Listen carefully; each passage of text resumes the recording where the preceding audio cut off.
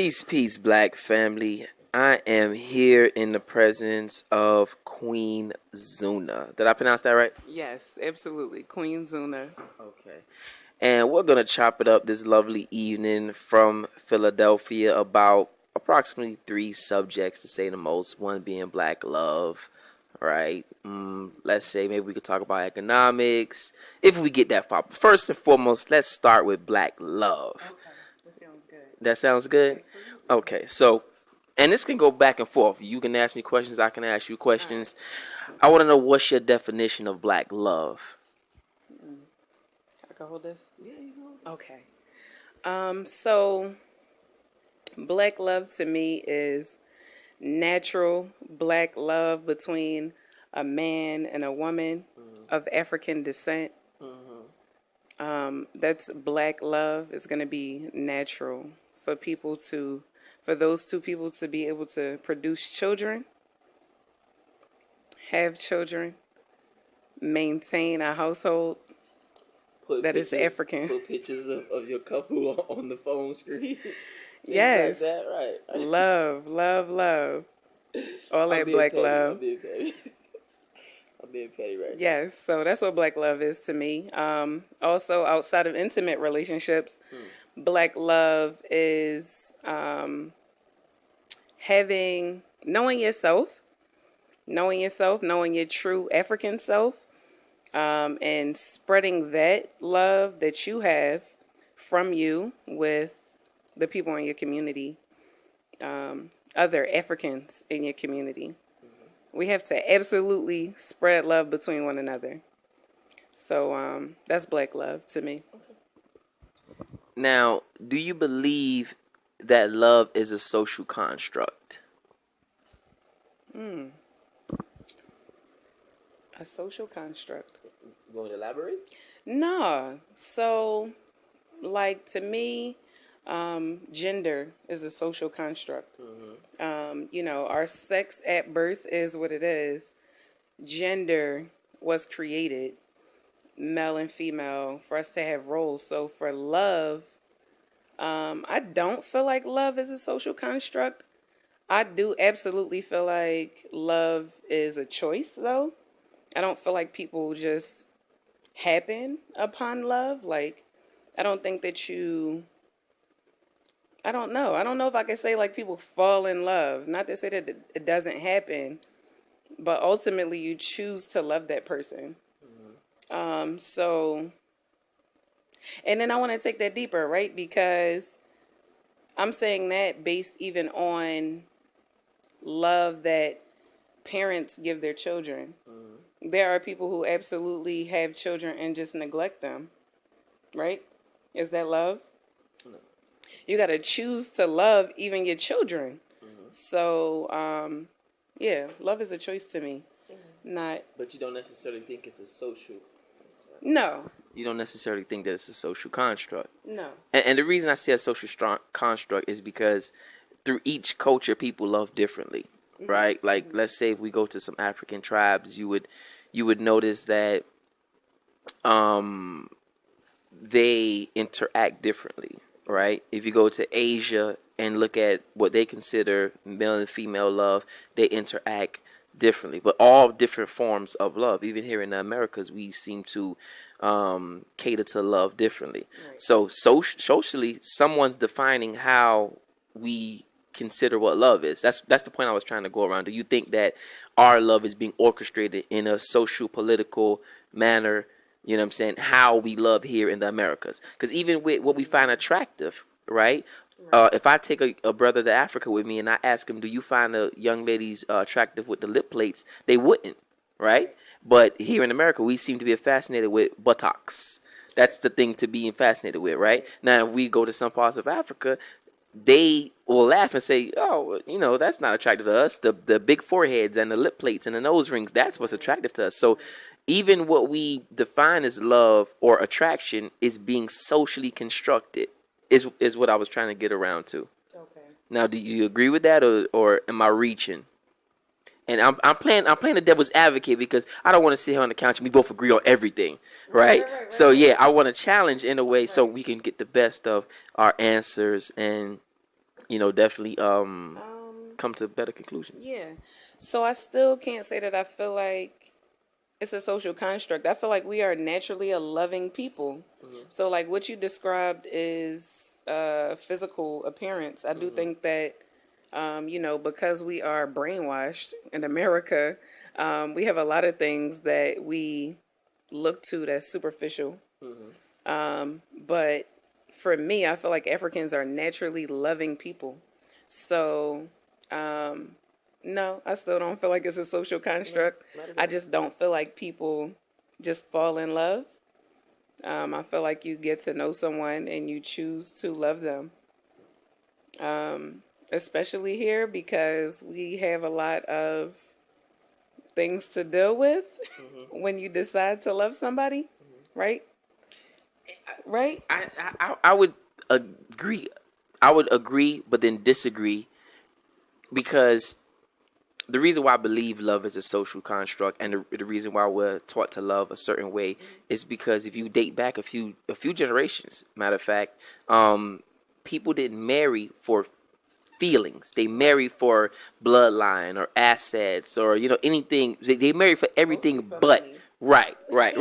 Well, no, well, not in African culture. Maybe when No, right. Europeans start practicing that, but we marry for bloodline or last name or whatever the case may be. Right. So again, me stepping back a little bit, saying that to me, love is a social construct, right? Because these people, matter of fact, I think in India and other places, they still practice that form of love, where once you're born as a child, someone's deciding who you're going to marry.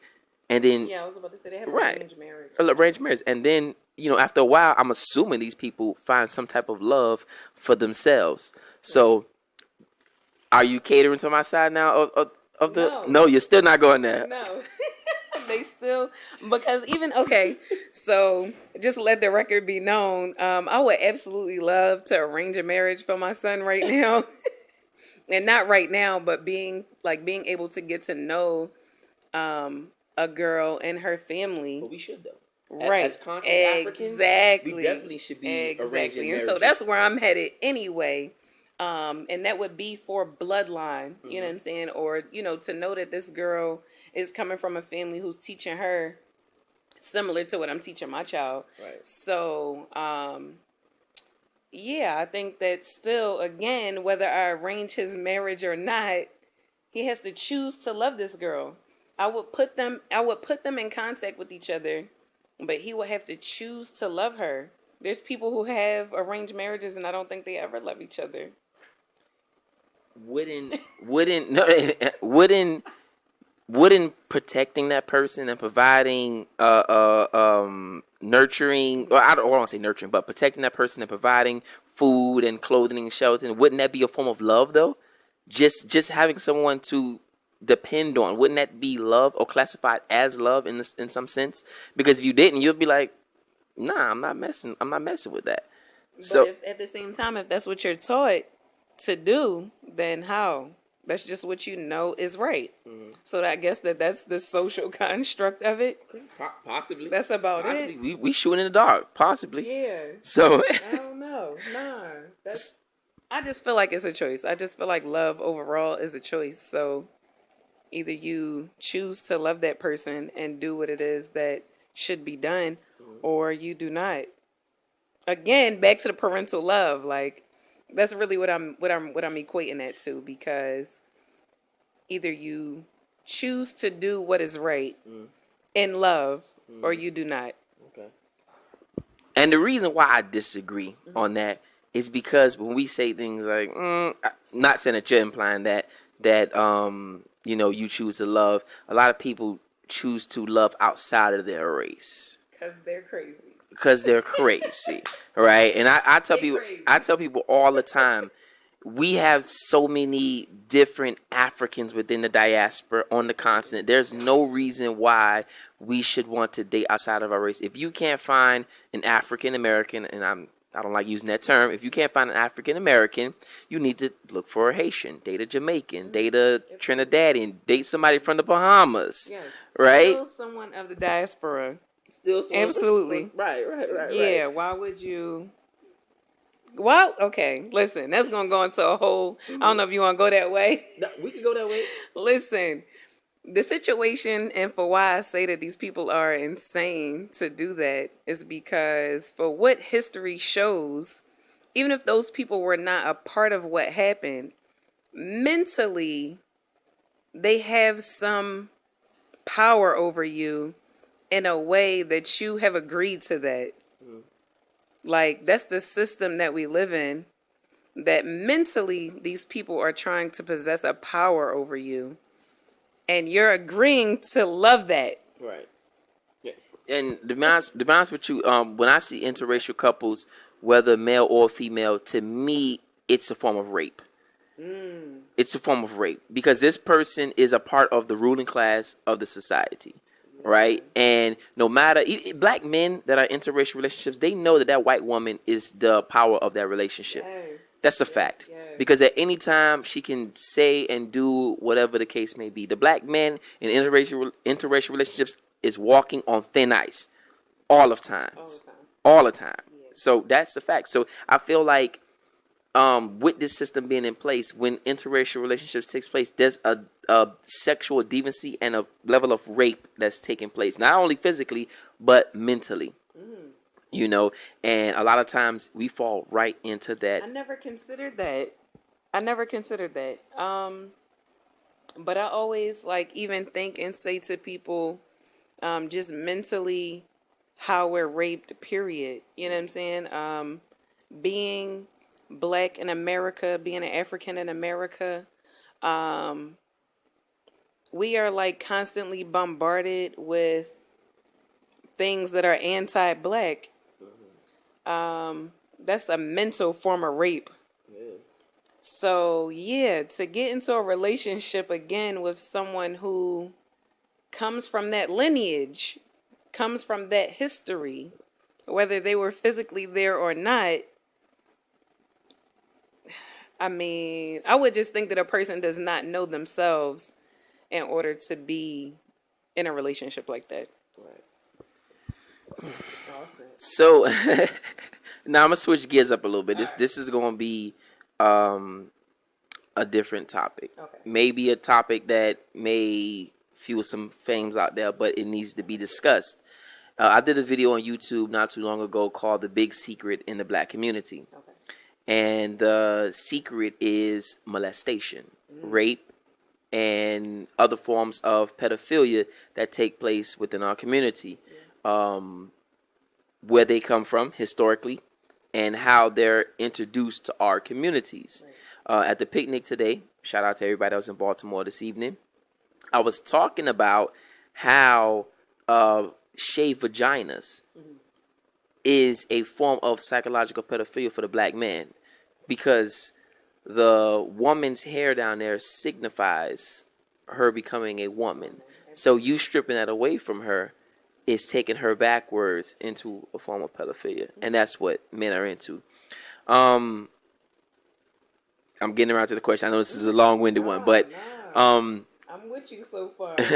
a lot of people in our community who have been victimized take the shame of being victimized and let the victimizer have a lot of power over them because they haven't put that they carry the victimization stigma as a badge of shame, Right.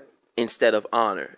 Right. Understanding that I've been through something, I've came through something, and I'm going to overcome this. They let it take them backwards, and they become ashamed about it. How do we encourage our sisters, not only our sisters but our brothers too? Because a lot of men have been molested. A lot of men have been touched. A lot of men have been introduced to sexual behaviors too early before their time. You have 9-year-old boys, letting women do things to them, and then the older adults are saying, "Oh, that's just fine. We getting him. It's a boy. Yeah, he a boy. We getting him primed for." And then we wonder why the boys come out. And how do we get our community to be more vocal about that? Because we can bang on the crack all day. Right. But where are we going to bang on the crack inside of us? Okay. You get what I'm saying? So how do we get the community to be more open about their victimization within the black community when it comes to sexual deviancy? Yeah. So one of the first things I want to talk about with that is So I think that, at least I know from my parents' generation, right? Children are to be seen, not heard. So that's like one of the major things that I think keeps these things so, like, behind closed doors, is because you already telling a child, they don't know what they're talking about because of whatever their age is. That maybe, they haven't experienced whatever. Like they don't know what it is that they're saying, or you just don't want to believe that something like that could happen to your child. So I think that the way that we shut our children down and don't allow them to be is one major thing, because then you have fear as a child to even talk to your parent. You know what I mean? So if you don't feel like you have someone you can come to in a situation where you may have been molested, in a situation where you may have been raped, and you don't feel like you have a responsible adult that's going to handle that, Right. then what do? You keep that to yourself. So that's a major thing. We absolutely need to change. We need to communicate with our children way better than we're doing. That I think that things like not acknowledging things like the fact that pornography is everywhere. Don't start. Okay? Don't start. Pornography is everywhere. Don't start. Y'all allowing children right now to have devices that can easily access pornography. I know of 2 separate situations with children who were at most 10 years old. They have phones or tablets or whatever, and they, from their friends, heard about some pornographic thing and then searched it. So that's a 10-year-old. I'm gonna say they were 10. To me, that easy access, and yeah, we want to put parental guidelines on things, and you think you blocking something, but the way these children operate now is like, you might have a parental lock on, but they got like a backdoor website. They have things set up so that these things are still accessible. So it's really just appropriate to have the conversations that need to be had with your child. We absolutely avoid things like that. That needs to stop. I know personally, and from, having conversations like this, that there's people in our age range who never got the birds and the bees talk, never. They I never had it. What's that even about? You know what?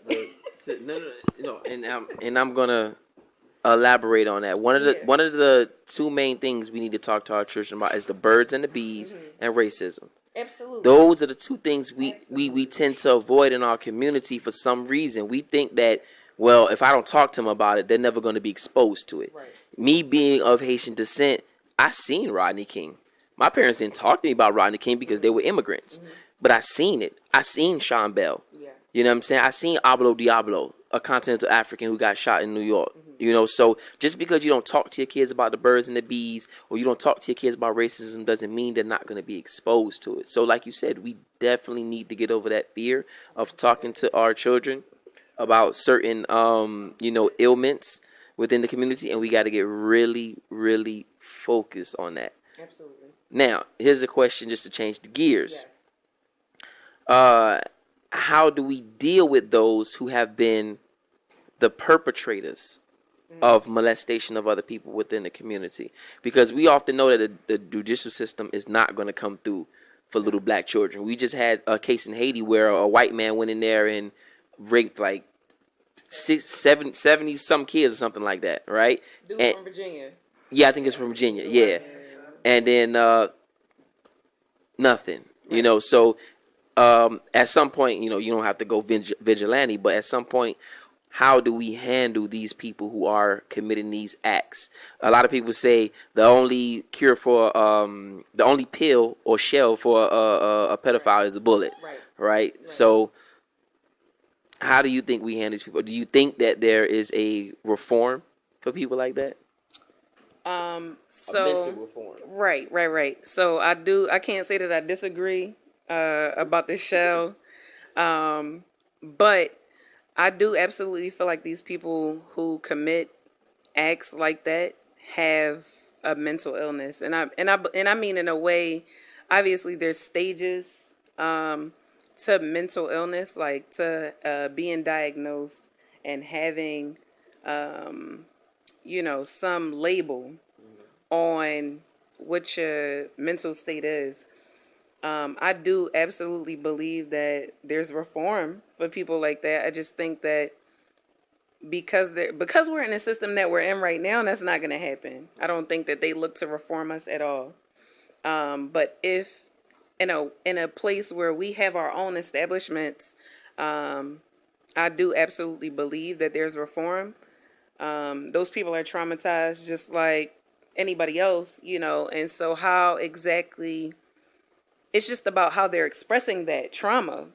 Some people deal with their trauma, just drink it away. You know what I'm saying? So I think that it gets compounded for them, that maybe they have been abused, and so they abuse. And if you never express to someone what happened to you, or no one ever comes to your aid in order for you to heal, then why would you even think about doing that? Right. It just becomes a normal pattern. And you know what? There's a stigma of black women in particular, being always angry, right? Statistics say that 65% of black women have had some form of molestation or rape take place in their life. 65% of our women. So when we're saying black women are angry, we're not knowing that you're dealing with some trauma way back from a child in your teens. And you're walking around with built up anger. And black men are not making it any better because it's a systematic system that we're in. I'm not down to black men, but black men are not making it any better. You get what I'm saying? I remember a while back I made a post and said that I used the post actually from a magazine which said that black men are the new white men of the community. Ooh, everybody was coming for me. Everybody was coming. They don't like that. They didn't like that. And I still stand on that. I still stand on that because at the end of the day, it's our job to reverse the damage that the cracker has put on the community. And if we just gonna do what the cracker been doing to us, then we just doing it with a black face. And that's no coon shit. I don't want to be in no coon tap dance. I'm just saying, like, at some point we got to sit back and say, well, all right, we know he did some hurt. Now it's time for us to reform the community and build on the community. Now, now Risk is about to jump in the camera. Now, dating back a little bit, just stepping back a little bit, the whole hair and vagina thing, right? Because my sister over there, she said that men shouldn't be giving oral sex to females, and to a certain degree, I do agree with her because a lot of sexual things that have been introduced to our community have been introduced by the Europeans, right? You know what I'm saying? This whole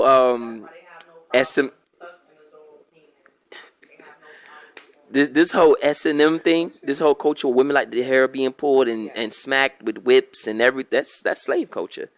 That definitely comes out of the slave culture, right? So how do we convince our women that type of sex is not natural? Because a lot of women think that they actually like that.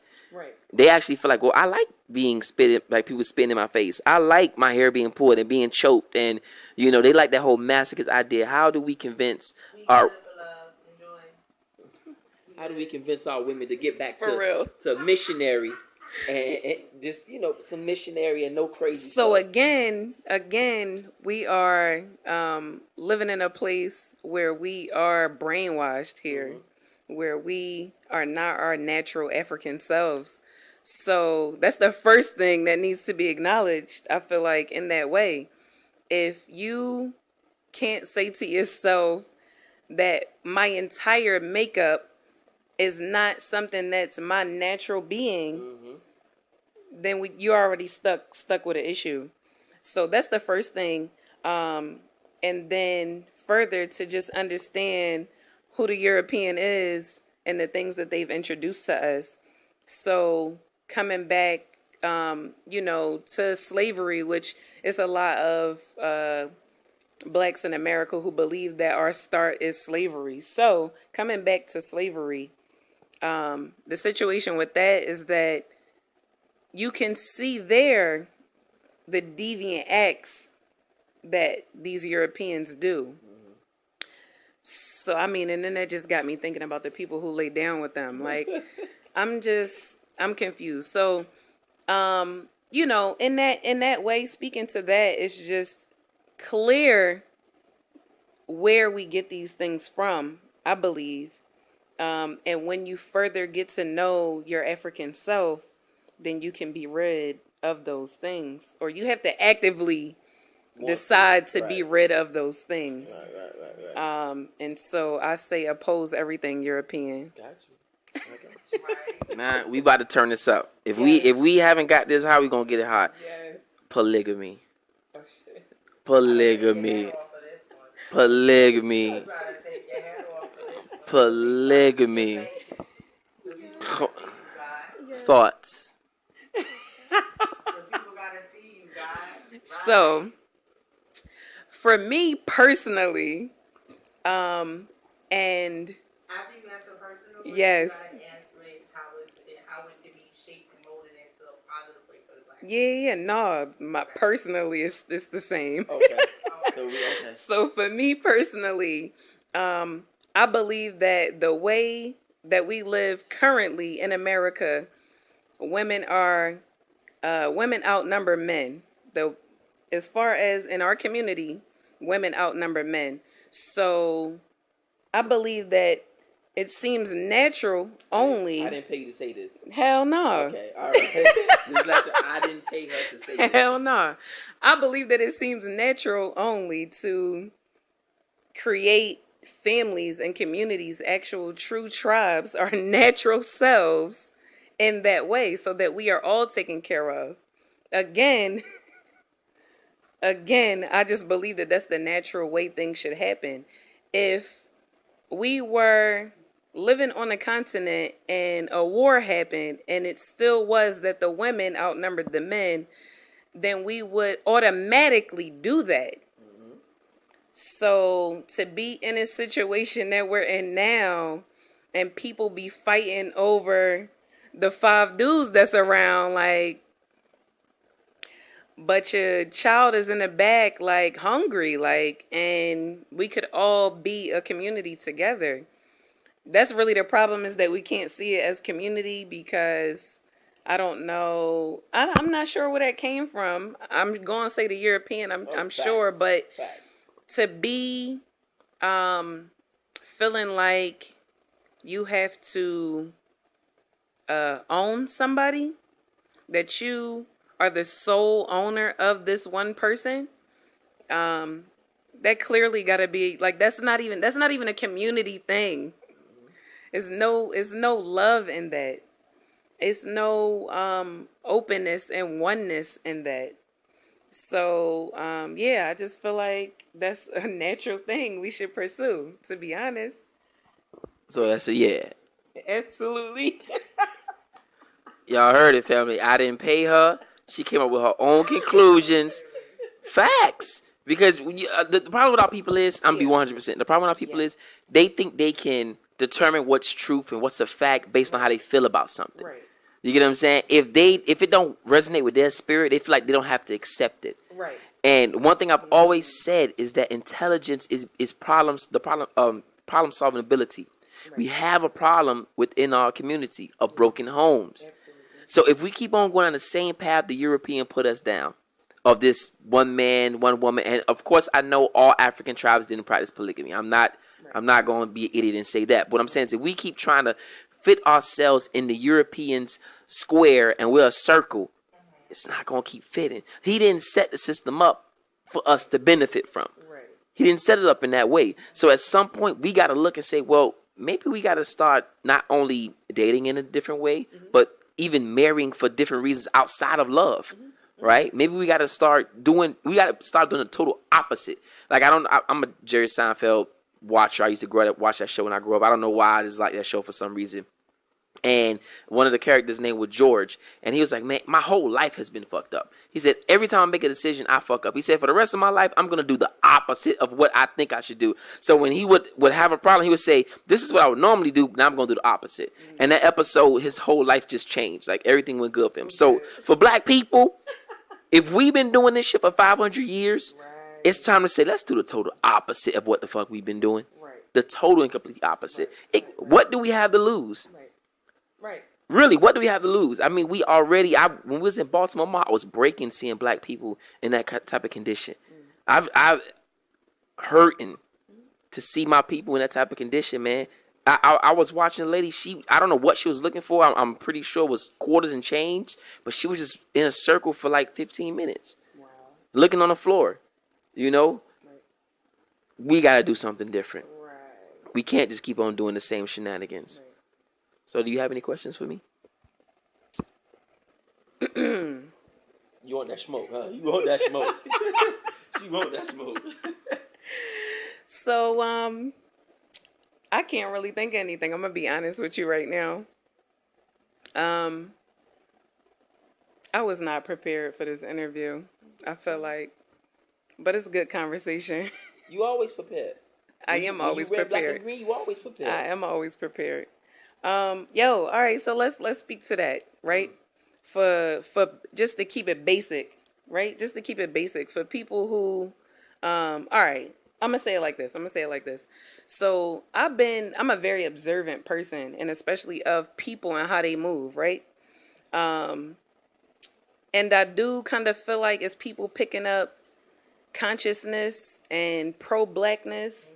And whatever else, being awake, whatever title they want to give it. They're picking it up and it's a trend to them, right? I'm sure that at some point you had conversation about this, but what do you feel like is something that needs to be said to someone who is doing this to be trendy? Do you understand? Like and I'm sure that they didn't make a decision and say, you know, oh, this shit look cool. I'm going to go get me some dashikis. Like, I'm going to start rocking out with, you know, what looks African, and talk about blackness, the little bit I might know. What do you feel like would be an important thing to say to that person in order for them to make that, elevation, I want to say, to actually making this their lifestyle?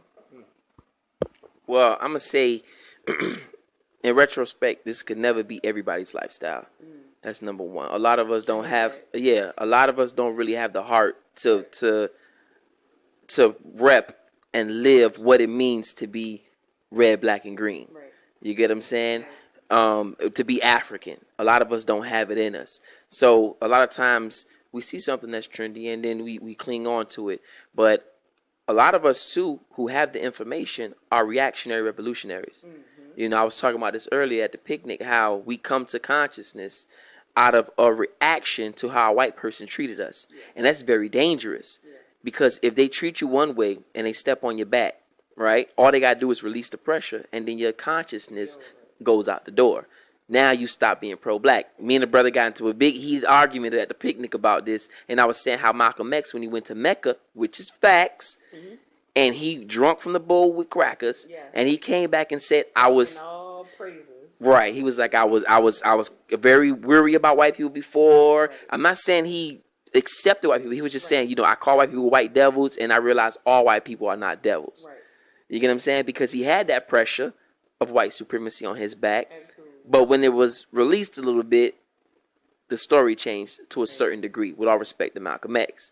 So when we come to consciousness, it can't be from a reactionary from the European. Mm-hmm. It has to be from just simply from loving blackness and loving black people. If not, all they're going to do is just show a little more love. It's like, these niggas want love, give them love. And then we going to keep racism going. The same thing with the civil rights movement. If y'all dying to go to school with us, y'all dying to drink from the water fountains, let them do it. But we still going to be in power. Right. So we got to get out of that concept. The touch back on everything being trendy, you ask them, is your heart into it? Is you really ready to die? When I read the ISIS papers and Dr. Francis Cress Welsing said that every black man should wake up every morning and say, today might be my last day on earth, that changed your whole perspective of death, of dealing with the cracker. You get what I'm saying? So when you change your perspective, you will understand how to deal with pro-blackness. A lot of us ain't got that in us. So the ones that's being trendy, they'll fade out. They'll go away. They'll go back to doing, Black Panther came out, they throwing their dashiki in the closet now. You get what I'm saying? Right. But you know who really about that life and who really not. You can hear it in the way they talk. You can see it in the way they move. You know, not saying we all perfect, but you really know who about that. You know who trendy. For those who doing it right now, just let them do it. Let them do it. I hear you. All right, so I hear what you're saying, right? Mm-hmm. The problem with that is I'm thinking about us organizing and mobilizing, okay? So that's a huge thing in Philly. It's a whole lot of organizations here. You know, you got people that's trying to get out and do different things. I'm not sure how it is for you back home. No? Okay. So let me tell you what I feel like that's about. So it's like what you're saying as far as people not having their heart into it, right? Or even just people not having that knowledge of self, right? But at the same time, I feel like this is how we get caught up with people who can come into our organizations and possibly be with the enemy, right? And just because they're coming and showing a little bit of effort or having whatever book they might have read, right? Having that little bit of knowledge,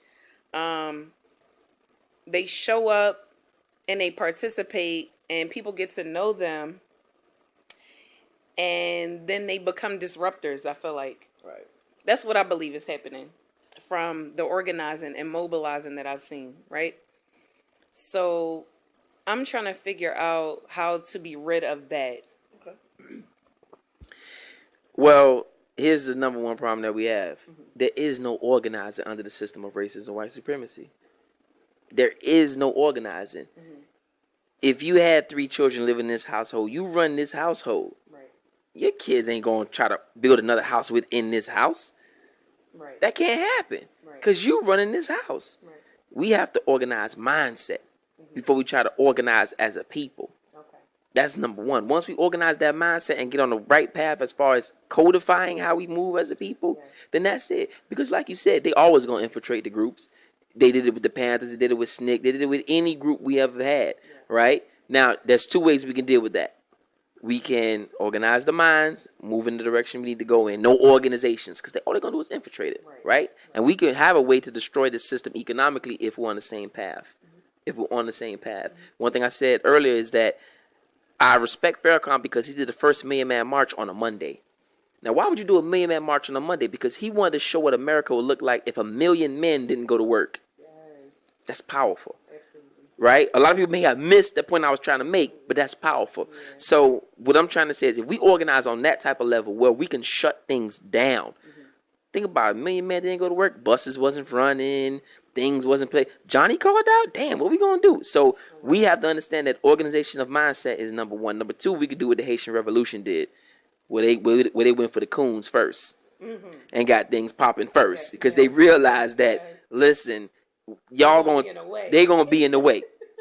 But a lot of us ain't ready for that. Right. You know why? Because a lot of us are too emotional. Yeah. One thing I know about white people is that it's so funny. Have you ever noticed that when you sign up for the United States Army, I don't know how it is now, but back in the days, they didn't want you with a criminal record.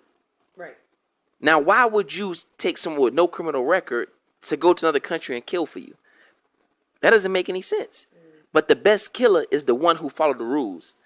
Right. Is the one who followed the rules. The one that never had a parking ticket with a clean record, because when the government said go kill, he gonna go kill. Right. The Negro that's back and forth in jail, he's a rebel. We don't want rebels. Right. We want the Negroes and the crackers who gonna listen to what we say, and for our better interest, they're gonna go kill for us. Yeah.